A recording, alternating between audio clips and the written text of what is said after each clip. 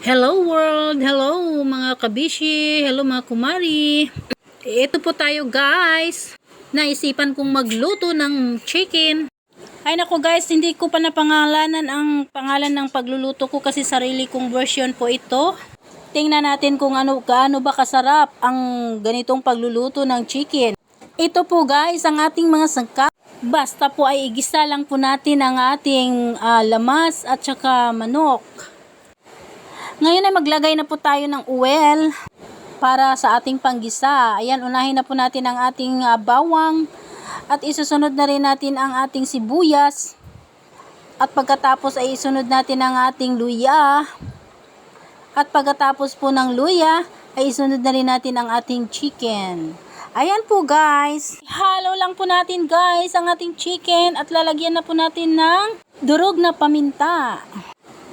Lagyan natin ng kunting toyo at kunting suka. At ayan na po guys. Ano na po natin.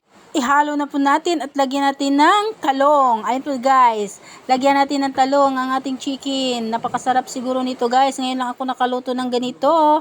Ayan, mayroon tayong kunting alamang. Ayan, lagyan natin ng kunting alamang guys. Ito po ay sariling version ko lang po sa pagluluto guys.